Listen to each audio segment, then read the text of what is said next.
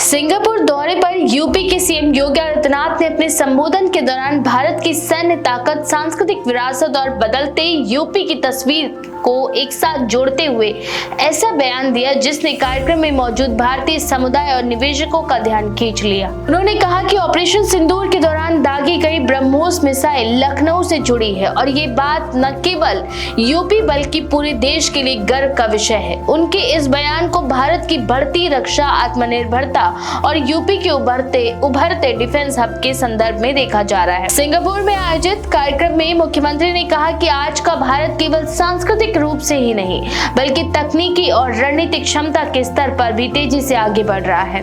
उन्होंने बताया कि यूपी में डिफेंस मैन्युफैक्चरिंग कॉरिडोर विकसित किया जा रहा है जिसके 6 प्रमुख नोड बनाए जा रहे हैं। इसी कॉरिडोर के तहत लखनऊ में स्थापित ब्रह्मोस इंटीग्रेशन और टेस्टिंग सुविधा ने भारत की रक्षा उत्पादन क्षमता को नई पहचान दी है। योगी आदित्यनाथ ने दावा किया कि ऑपरेशन सिंदूर में इस्तेमाल हुई मिसाइल की सटीकता ने दुश्मनों को हिला दिया था और ये स्वदेशी क्षमता का प्रतीक है। अपने संबोधन में उन्होंने भारत की प्राचीन परंपरा और आधुनिक विकास को जोड़ते हुए कहा कि भारतीय सभ्यता हजारों वर्षों से वसुधैव कुटुंबकम के विचारों पर आधारित रही है।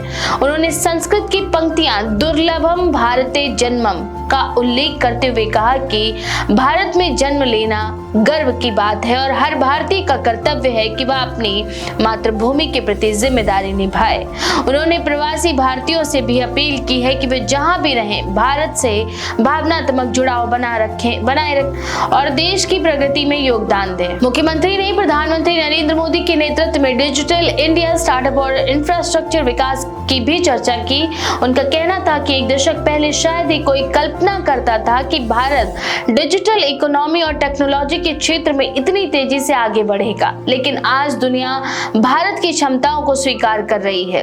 उन्होंने ग्लोबल एआई इंपैक्ट समिट का उदाहरण देते हुए कहा कि दुनिया के कई देशों ने भारत की तकनीकी प्रगति की सराहना की है। योगी आदित्यनाथ ने अपने भाषण में यूपी की कानून व्यवस्था और आर्थिक बदलाव को भी प्रमुखता से उठाया। उन्होंने बताया कि महाकुंभ के बाद प्रदेश में रिकॉर्ड संख्या में पर्यटक आए जो बदलते माहौल का संकेत है। सिंगापुर यात्रा का उद्देश्य केवल सांस्कृतिक संवाद नहीं बल्कि निवेश आकर्षित करना भी है। दौरे के पहले ही दिन उत्तर प्रदेश को हजारों करोड़ रुपए के निवेश प्रस्ताव मिले जिनमें लॉजिस्टिक्स, डेटा सेंटर और इंटरनेशनल टाउनशिप जैसी परियोजनाएं शामिल हैं।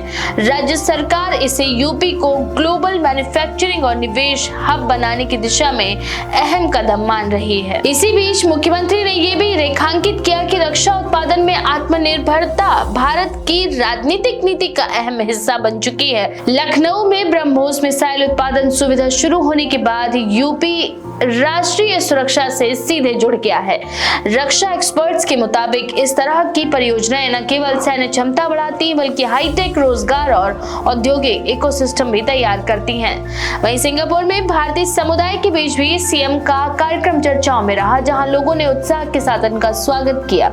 योगी आदित्यनाथ ने प्रवासी भारतीयों को यूपी में निवेश और साझेदारी के लिए आमंत्रित करते हुए कहा कि राज्य अब स्थिर नीति, बेहतर कानून व्यवस्था और आधुनिक इंफ्रास्ट्रक्चर के साथ वैश्विक निवेशकों के लिए तैयार है। अपने पूरे संबोधन में उन्होंने बार बार इस बात पर जोर दिया कि नया भारत आत्मविश्वास के साथ आगे बढ़ रहा है और रक्षा, तकनीक तथा अर्थव्यवस्था तीनों ही क्षेत्र में वैश्विक पहचान बना रहा है। ऑपरेशन सिंदूर और ब्रह्मोस मिसाइल का उल्लेख उसी आत्मविश्वास का प्रतीक बताया गया जिसके जरिए उन्होंने ये संदेश देने की कोशिश की है कि उत्तर प्रदेश अब केवल जनसंख्या के लिहाज से बड़ा राज्य नहीं बल्कि राष्ट्रीय सुरक्षा और औद्योगिक विकास का महत्वपूर्ण केंद्र बन चुका है। इस बारे में आपका क्या विचार है? अपनी राय कमेंट सेक्शन में जरूर लिखें। ऐसे और भी लेटेस्ट अपडेट्स के लिए देखते रहें भारत 19 एक्सप्रेस।